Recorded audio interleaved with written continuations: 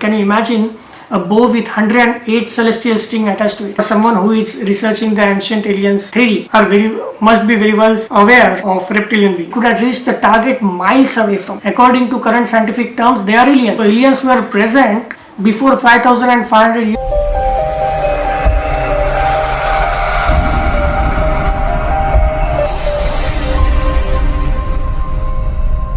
Namaste.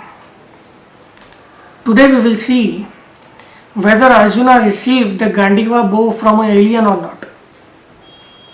This is a very interesting thing to research down the line. So to start with this research, the first thing is, what is alien? As far as our ideology says, alien is someone who is separated from the divine consciousness. Whether that person or that being or that object is on the earth or on the different extraterrestrial planet or extra dimensional planet. So whichever is separated from the divine consciousness is called as alien. As far as current scientific terms, as far as current version of the definition of alien, which says it's someone who is not originated from the earth, is called as alien. If we will consider this definition of alien, then definitely all the beings which are residing whether on the higher dimension or lower dimension, that Bhuloka, are the aliens. There is Bhulok, below Bhulok, Atal, Vital, Sutal, Rasatal, Talatal, Mahatal, Patal, and above are Bhubhuva, Swaha, Mahajana, Tapaswa. So in all these lokas there are infinite different planets. On that planets there are different beings are residing. If we will research Puranas, we will definitely get answer of which kind of beings are staying there. For someone who is well known with the Puranas or the Hindu history, I will not say mythology because that is not a mythology at all. Mythology is different and history is different. So according to history, we can see that always the different beings, whether from the extraterrestrial or extra dimensional beings, are coming on earth always from the ancient times. Now first we will see how this Gandiva bow has been created. There are two different stories for the creation of the Gandiva bow. In one story, Lord Brahma created this Gandiva bow from the tree called as a Gandhi. From that tree he has created that bow. That was very powerful bow. He kept that bow with himself for 1,000 years. Then it went to Shiva, then it went to Prajapati, then it went to Soma, then it went to Varuna, and then it went to Arjuna. After the war of Mahabharata, again Arjuna gave that bow to Lord Varuna. In another story, there was a war between God and demon, and God wanted to win that war. So God went to Sage Dadichi and asked for their bones. Sage Dadichi were doing so much of austerities and tapa that his bones become very powerful. So from that bones created a Vajra, which has been taken by Lord Indra, and the three bones were created. One was Sharanga, one was Pinak, and one was Gandiva. Now that Sharanga bow was with Sri Hari.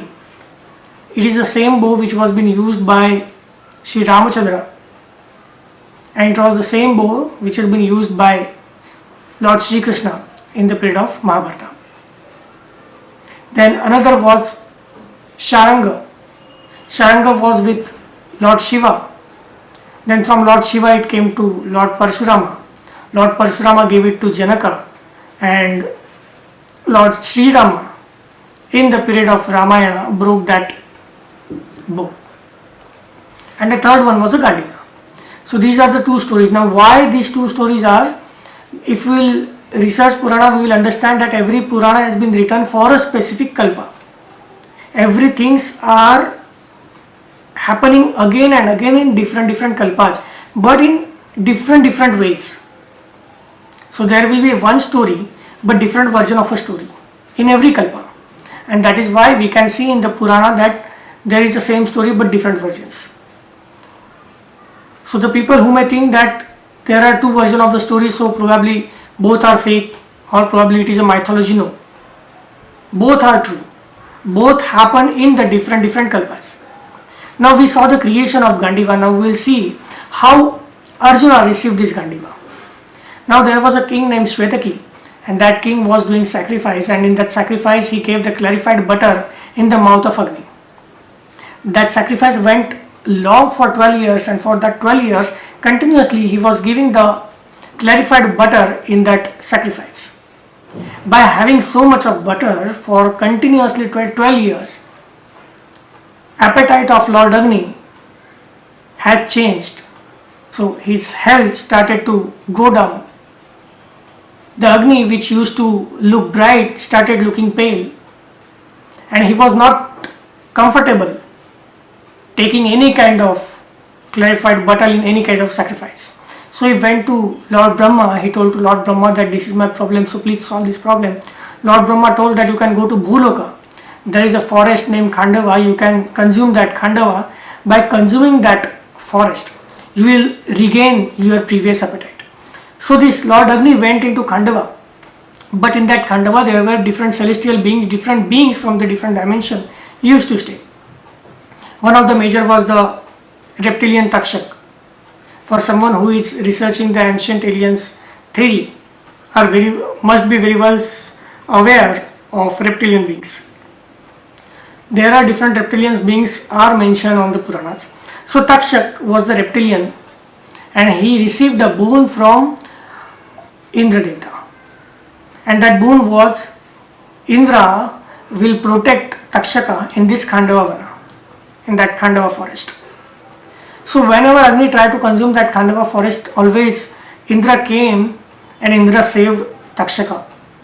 7 times Agni tried to consume that Khandava, but he was not able to consume that forest. He again went to Lord Brahma and he told that I am not able to do that, please give me some another option.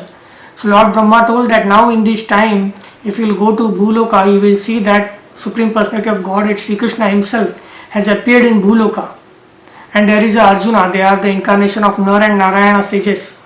So you go there and you can seek the help from them. So Agni went there. Lord Sri Krishna and Arjuna was near the river of Yamuna.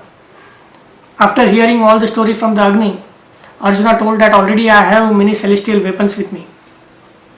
He told that but to fight with Lord Indra, I need something more. I need a bow which is much stronger to hold my power. So at that time Lord Agni called Lord Varuna, and Varuna gave him that Gandiva bow. With that Gandiva bow, Lord Varuna also gave him 2 inexhaustible quails and a chariot. On that chariot there was a sign of Lord Hanumana on that chariot. So that was a celestial chariot. So whatever Arjuna got from Lord Varuna was the celestial things. Also Sri Krishna received the Sudarshan Chakra from Lord Agni at that time. By getting these things, Sri Krishna and Arjuna went near the Khandava forest, and then they fought with Lord Indra and other celestial beings. There were different celestial beings also staying with the reptilians, Yaksha, Gandharva, Kinnar, Adityas. So they fought with them and they allowed Lord Agni to consume that Khandava forest. So this was the story, and by that Arjuna received that Gandiva bow. There is another story that in that story all the Pandavas went into the forest, and in that forest they saw a celestial chariot. In that celestial chariot there were different celestial weapons, and there was a Gandiva bow also in that celestial chariot. So again 2 different versions of the stories. As we see previously, different version of the stories mean that these things happen in the different kalpas. So now we'll see the characteristics of Gandiva. The Gandiva bow was such a heavy bow. Brahma used it for 1000 years. Even the celestial beings worshipped that Gandiva bow. It was so heavy that in the period of Mahabharata only few people were been able to wield that Gandiva, and they were Arjuna, Shri Krishna, Bhishma, Bhima, Karna, and then Lord Parshurama.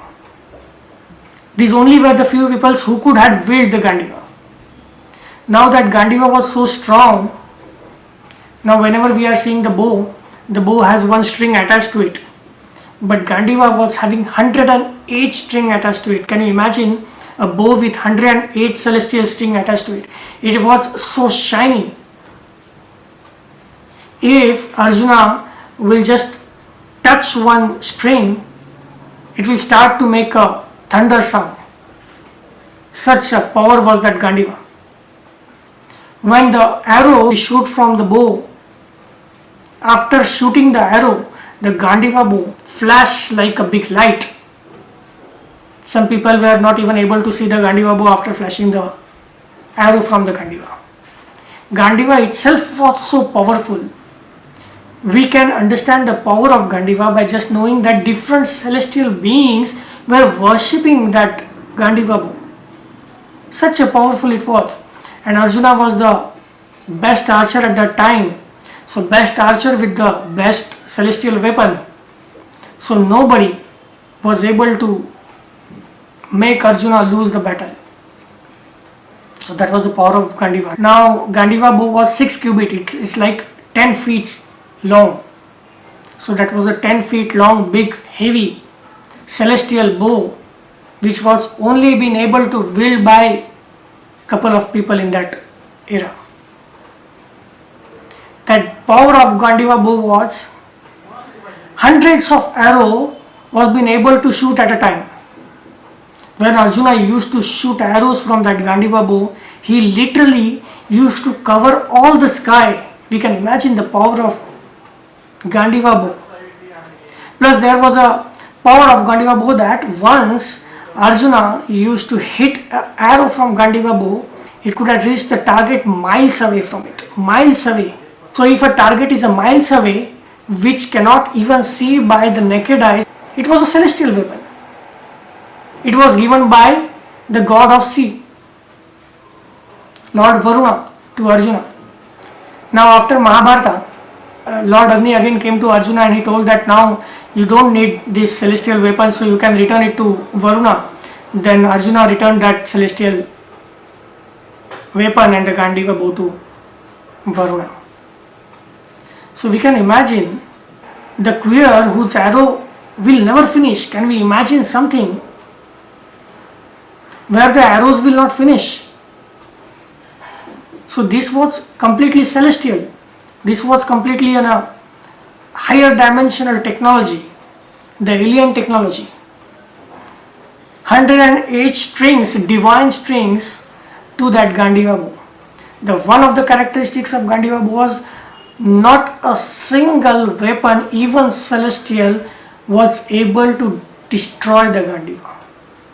Such a power of that Gandiva bow was.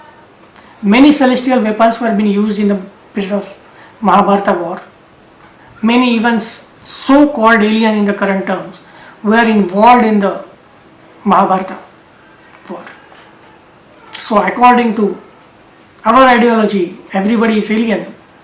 But according to current scientific term, if we'll see that someone who is not from this earth, Lord Varuna, god of sea, Lord Agni, everybody is staying in the Swargaloka. So according to that, the Gandiva bow which he has received from Lord Varuna, it can be said as he received a bow from an alien. Now from this story we can understand that King Shvetaki did a sacrifice and he gave the clarified butter into that sacrifice for 12 years. Is it possible that by just pouring the clarified butter in the sacrifice, the appetite of Lord Agni will decrease? The fire, the brightness of the fire all over started to become pale. How it is possible? There are many questions which we cannot understand at the moment, but this story happened.